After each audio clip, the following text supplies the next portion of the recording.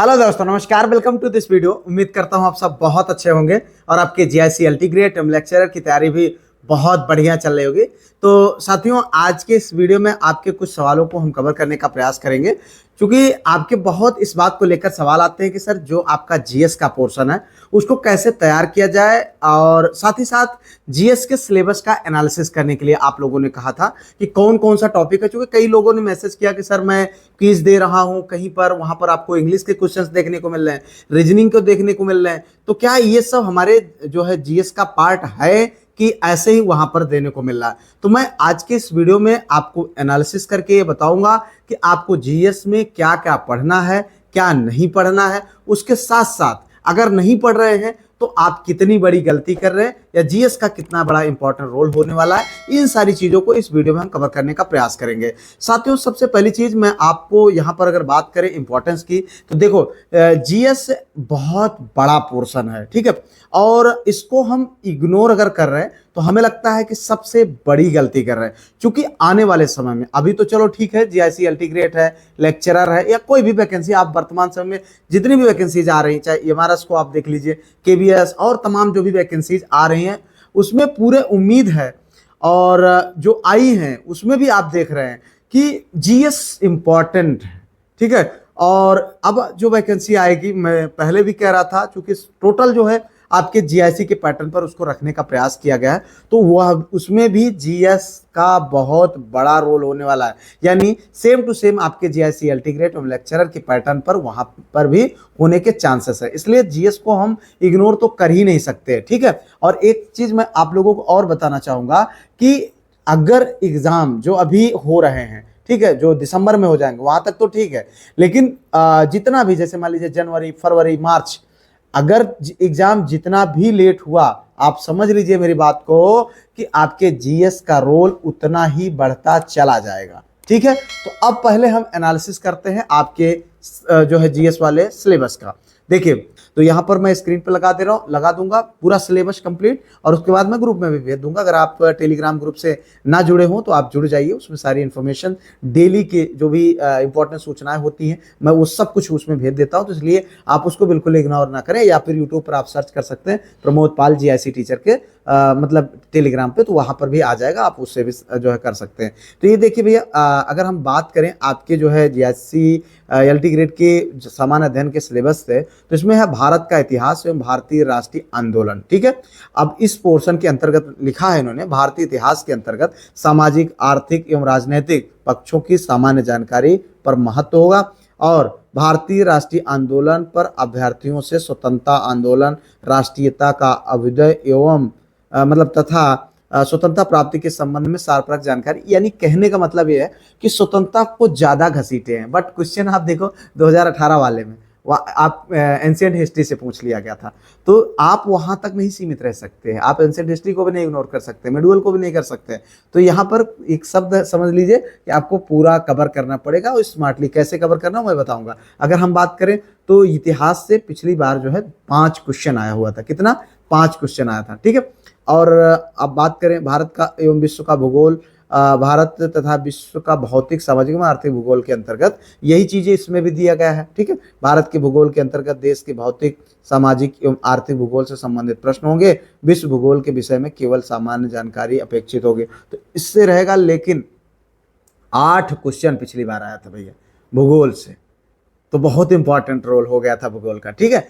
अगर हम बात करें भारतीय राजनीति एवं शासन, संविधान, राजनीति व्यवस्था, पंचायती राज, लोक नीति एवं आधिकारिक मुद्दे, यानी आपके पॉलिटिकल साइंस वाला पोर्शन अगर हम बात करें, जिसे आप कॉन्स्टिट्यूशन कहते हैं, तो उससे संबंधित ये सारे पार्ट को उसमें कवर करने का प्रयास किया गया था। और पिछली बार जो है ये 3 क्वेश्चन आया था इस बार से, ठीक है। तो अब हम बात करें अगला जो पोर्शन है, भारतीय अर्थव्यवस्था एवं सामाजिक विकास।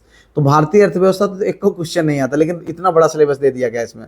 अब इसमें समाहित किया गया है अभ्यर्थियों के जनसंख्या, पर्यावरण तथा नगरीकरण से संबंधित समस्याओं एवं पारस्परिक संबंध, भारतीय आर्थिक नीति एवं भारतीय संस्कृति के व्यापक स्वरूप के ज्ञान का परीक्षण किया जाएगा। देखो, नागरिक जो अर्थशास्त्र के नाम पे तो क्वेश्चन नहीं आए थे, लेकिन जनसंख्या नगरीकरण के नाम से क्वेश्चन आए थे, ठीक है। तो उसको तो आपको पढ़ना पड़ेगा। और उसके बाद ये 4 पोर्शन हो गया।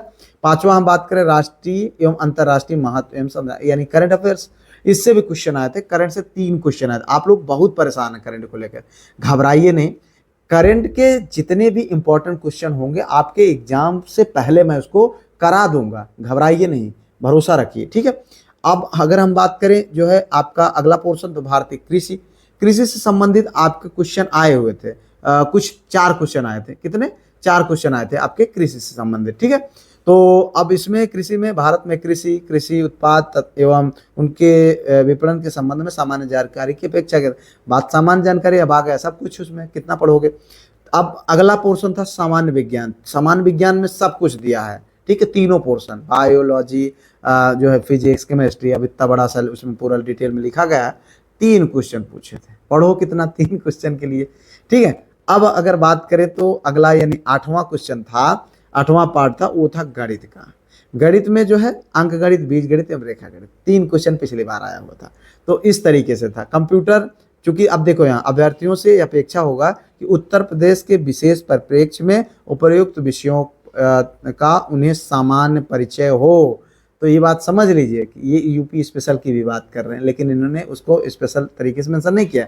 लेकिन यूपी स्पेशल से पिछली बार एक क्वेश्चन नहीं आया था, हालांकि हम कराएंगे, आपको परेशान ना होइए। अब इसको हम कैसे तैयार करेंगे, इस पर बात करेंगे। देखो, सबसे पहली बात तो ये बात समझ लीजिए कि बहुत सवाल रहता है कि सर कितना पढ़ लें, जितना इनफ होगा। क्या आप जो प्रैक्टिस रेगुलर करा रहे हैं, आप जानते हैं मैं पर डे जो है 3 प्रैक्टिस कराता हूं। शाम को 7 बजे आपको वीडियो मिलती है 30 क्वेश्चन का पूरा नियमित तौर पर। मैं चाहे किसी भी परिस्थिति में रहूं, वो वीडियो आपको मिलना है तो मिलना है, बात खत्म। संडे को उसी का टेस्ट होता है। 6 दिन जो मैं पढ़ाता हूं, जैसे जो वीडियो आती है प्रैक्टिस की 3, जो है मंडे, ट्यूसडे, वेडनेसडे, ये प्रैक्टिस आती है। उसके बाद आपका थर्सडे, फ्राइडे एवं सैटरडे, ये आपके टॉपिक वाइज यानी प्रीवियस ईयर क्वेश्चन का ही टॉपिक वाइज रहता है, मैं इनको सॉल्व कराता हूँ। ये 6 दिन जो पढ़ाया जाता है, इसको संडे को हम टेस्ट करा लेते हैं, जिससे एक चीज़ ये है कि आपकी कंटिन्यूटी बनी रहती है। और दूसरी चीज़, आप जानते हैं कि उत्तर प्रदेश लोक सेवा आयोग हो या आपका उत्तर प्रदेश का माध्यमिक ये शिक्षा सेवा चयन आयोग हो, इस तरीके की जो शिक्षक भर्तियाँ होती है, उसमें प्रीवियस ईयर क्वेश्चन के ज़्यादा चांसेस होते हैं। अब इतना भारी भरकम सिलेबस तो हम कवर नहीं कर सकते। इनको आसान यही है कवर करने का, सबसे आसान तरीका यही है कि आप प्रीवियस ईयर को संबंधित बोर्ड के जो भी एग्जाम्स है, जैसे अभी लोक सेवा आयोग करा रहा है, तो इस बोर्ड से जो भी एग्जाम्स अभी तक हुए हैं उनके पूरे प्रीवियस ईयर को उठा करके आप सॉल्व कर लीजिए। क्योंकि मैंने बहुत सारे साथियों से इस विषय पर बात किया है, आप जानते हैं मैंने बहुत सारे इंटरव्यूज पब्लिश किए। उसमें क्या हो रहा है कि लोगों ने बताया मुझे, और मेरा खुद का अनुभव है कि जिन्होंने भी प्रीवियस ईयर को सॉल्व किया वो अच्छे स्कोर करके आए। बाकी मैं आपको यही बता सकता हूं जो सही तरीका है। अगर आपके पास समय है तो भैया लग जाओ, एक एक विषय करो तैयार। अगर नहीं समय है, सिर्फ 1 घंटे अपने जीएस पर दो। मैं आपको बार बार बताता हूं कि जीएस के लिए 1 घंटा इनफ है। 1 घंटा दो, 1 घंटे को आप इस तरीके से यूटिलाइज करो कि जिससे आपका पूरी तैयारी हो जाए। बाकी आप अपना पूरा समय विषय पर दो, 1 घंटे अपने जीएस पर दो, ठीक है। अब इसमें मैं क्या कर रहा हूँ, जो मेरा तरीका है, मुझे लगता है कि द बेस्ट तरीका। 3 दिन आपका प्रैक्टिस, 3 दिन टॉपिक वाइज हुआ, 6वें दिन आपका संडे को हम टेस्ट ले लिए। आपको भी कंटिन्यूटी बनी है, आपको भाई एक वीडियो आया, आपको देखना है, देख करके मैंने एक पीडीएफ ग्रुप बनाया है। अब उसमें सारा कुछ लिखा है, आपको मिल जाता है, आपको लिखना भी नहीं है, ठीक है। तो उसका मैंने चार्ज 199 रुपये रखा है, लेकिन ये समझ लीजिए उससे कई गुना ज़्यादा मैं आपको वैल्यू दे रहा हूं, क्योंकि उसमें कंटेंट जितने हैं उनको वेरीफाई करना बहुत ज़्यादा वर्क करना पड़ता है। अभी मैं बता दूं आपको, ये वीडियो जो बन रहा है अभी 23:13 हो रहे हैं, ठीक है। आप देख लीजिए, अभी इसके बाद मैं जो आज वीडियो पब्लिश होगा उसको मैं तैयार करूंगा, यानी ये वीडियो रात में ही आपका शूट हो रहा है, और उसके बाद ये आपको जो है मिलेगा 14 तारीख की डेट में, ठीक है। और 14 तारीख की डेट का जो वीडियो होगा उसके बाद अब बनना शुरू होगा। अब इसमें जो है ये मैटर तैयार हो गया है, इस मैटर को अभी मैं इसको रिकॉर्ड करूंगा, लगभग बच जाएगा हमको 1, ठीक है। अब उसके बाद फिर उस पर एडिटिंग होगी, पूरे सारी चीज़ें, मतलब इससे पहले का प्रोसेस जो होना था वो 4-5 घंटे हो ही गया है। अब उसके बाद के प्रोसेस में कम से कम 3 से 4 घंटे मुझे लगने हैं। तो हालांकि वो विषय अलग है, उसके लिए आपको चिंता करने की जरूरत नहीं है। मैं लगातार आपके लिए मेहनत करो, आप प्रैक्टिस करो रेगुलर, और रेगुलर जो है टेस्ट दो, उसमें पार्टिसिपेट करो। आप जीएस के पोर्शन की चिंता छोड़ दो ना यार। और भी मैं आपको बता रहा हूँ जो इंपॉर्टेंट चीज़ें जो आपके प्रीवियस ईयर क्वेश्चंस में नहीं है, मैंने जो है न्यू जो भी मटेरियल्स मार्केट में उपलब्ध हैं मैं आपको बता दूँ, उनको मैं लाया हूँ। अब उनको भी मैं इसमें धीरे धीरे करके शामिल करने का प्रयास करूँगा।